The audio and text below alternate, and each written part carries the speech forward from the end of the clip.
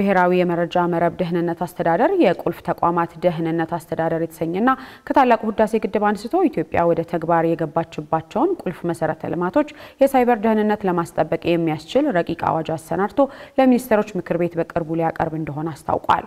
አስተዳደር መስሪያ ቤቱ ይህንን ያስታወቀው ባሳለፍነው ቅዳሜ ለስድስተኛ ጊዜ የሳይበር ደህንነት ወርን ባስጀመረበት መሰናዶ ላይ ሲሆን ረቂቅ አዋጁ ልማቶቹን በባለቤትነት ይዘው ጥበቃ በማያደርጉ ተቋማት ላይ ያለ ኃላፊነትና ሊጣል የሚችል ቅጣትን ጭምር ያካተተ መሆኑንም ተናግሯል። በዚሁ ጊዜም ብሔራዊ የመረጃ መረብ ደህንነት አስተዳደር ዘንድሮ እንደሚካሄድ የሚጠበቀውን 7ኛው ሀገራዊ ምርጫ ተከትሎ በሳይበር ምህዳሩ ላይ ሊሰራጩ የሚችሉ ሐሰተኛ መረጃዎችን በመከላከል ምርጫውን በሰላማዊ መንገድ ለማስኬድ የሚያግዙ ስራዎችን እየሰራ መሆኑን አሳውቋል። አቤል አበበ ጉዳዮችን በዝርዝር ተመልክቷቸዋል።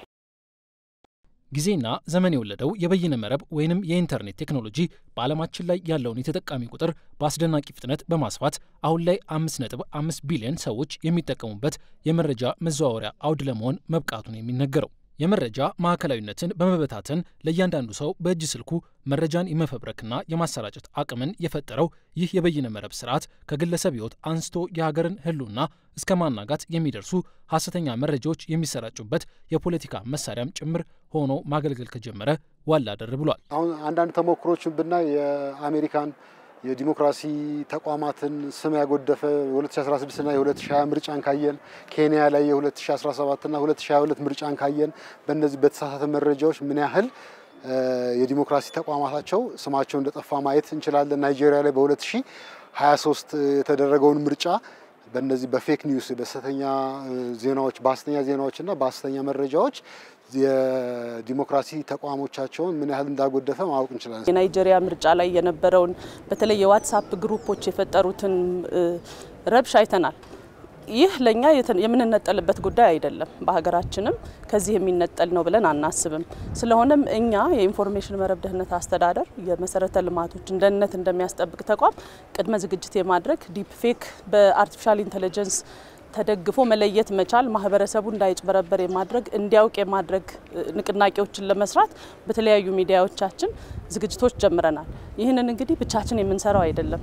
የሚዲያ ተቋማት ግለሰቦች በተለይ በዚህ ጉዳይ ላይ የሚሰሩ ተቋማትም ኃላፊነት አለባቸው። በዚህ በያዝነው ዓመት 7ኛ ሀገራዊ ምርጫን ለምታካሂደውና በሀገር ውስጥ አለመግባባቶች ብሎም በጂኦፖለቲካል ጉዳዮች ለተከበበችው ኢትዮጵያም ይህ ችግር ሌላ ፈተና ሊሆን እንደሚችል የሚጠበቅ ነው። ዘመን አመጣሹ የሰው ሰራሽ ልዕቀት ቴክኖሎጂ ለበጎ ዓላማ የሚውለውን ያክል በተለይም እንዲህ አይነቱ ፖለቲካዊ ግለት በሚያይልበት የምርጫ ወቅት ዲፕ ፌክ የተሰኘው የምስልና የፊት እንቅስቃሴ ማናበቢያ ቴክኖሎጂ እንዲሁም የተጽዕኖ ፈጣሪ ሰዎችን ድምጽ ለማስመሰል ጥቅም ላይ የሚውለው የቮይስ ክሎኒንግ ቴክኖሎጂዎች ለጥፋት ተግባር መዋላቸው የሚጠበቅ ነው። ቢቢሲም ከዚህ ቀደም ባሰራጨውና ይህንኑ ጉዳይ በተመለከተው ዘገባው በተለይም በአሜሪካ ፕሬዝዳንታዊ ምርጫ ወቅት 50 የተለያዩና ታዋቂ የሆኑ መገናኛ ብዙሃንን በማስመሰል 300 የሚደርሱ ቪዲዮዎች መሰራጨታቸውን አመላክቶ ነበር። ይህ አይነቱ ለእውነት የቀረበ ማጭበርበር እንደ ኢትዮጵያ የዲጂታል ግንዛቤ ባልጎለበተባቸው ሀገራት የተተገበረ እንደው ይዞት የሚመጣው ጣጣ መገመት የሚከብድ አይሆንም። ህብረተሰባችን የዲጂታል ሊትሬሲ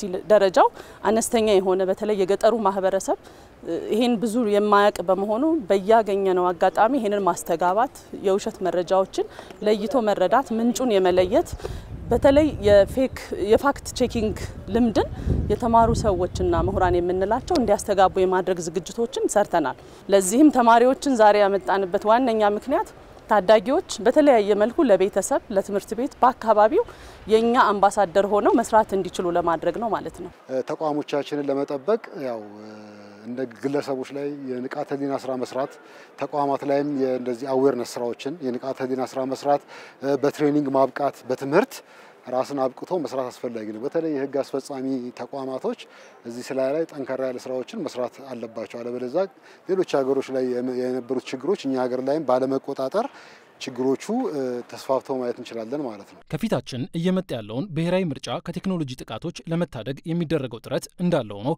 ሀገራችን ኢትዮጵያ ይህንን ዓመት የጀመረችው ግዙፍ ፕሮጀክቶችን በማስመረቅና መጀመራቸውን ይፋ በማድረግ እንደሆነ አይዘነጋም። እንደ ታላቁ ህዳሴ ግድብ ያሉ የኢትዮጵያ ሀብት የሆኑ ትላልቅ ፕሮጀክቶችን እንዲሁም ሁሉንም የመንግስት አገልግሎቶችና መረጃዎችን ወደ አንድ ለመሰብሰብ ያለመው መሶብ የአንድ ማዕከል አገልግሎትን የመሰሉ በዲጂታል ኢትዮጵያ ውስጥ ያሉ ቁልፍ መሰረተ ልማቶች ደግሞ ጠንካራ የሳይበር ደህንነት አቅም መገንባትን የሚጠይቁ ናቸው። እናም ለ30 ቀናት በሚካሄደው 6ኛው የሳይበር ደህንነት መሰናዶ ላይ ያገኘናቸውና የመረጃ መረብ ደህንነት አስተዳደር ዋና ዳይሬክተር የሆኑት ትዕግስት ሐሚድን ሀገራችን ለነዚህ ዓለም አቀፋዊ ፈተናዎች ምን ያክል ዝግጁ እየሆነች ነው ስንል ጠይቀናቸዋል።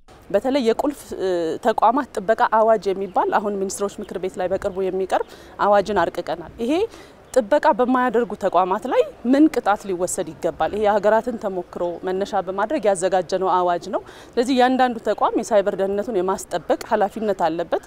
ያን ሳያደርግ ቢገኝ ደግሞ በየደረጃው አስፈላጊ የሆነውን ቅጣት የምናደርግበት አዋጅ በቅርቡ አጽድቀን ወደ ስራ እናስገባለን ማለት ነው። ይሄ እንግዲህ ከናሽናል ደረጃኛ የምናየው ነው ማለት ነው።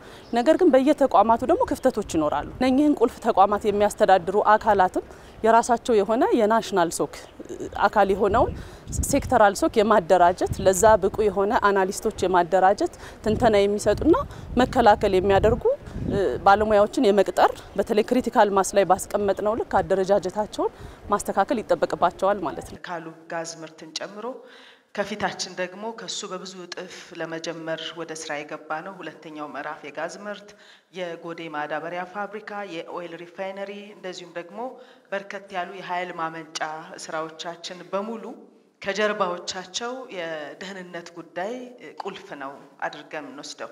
እነዚህ ሁሉ የሰራናቸው ስራዎች ግን የሳይበር ደህንነታቸው ካልተጠበቀ በአንድ ጊዜ ለመውደቅ የማንችልበት ምንም ምክንያት የለም። ስለዚህ የሳይበር ደህንነትን ከሀገር ሉዓላዊነት ለይተን ልናየው የሚገባ ጉዳይ አይደለም።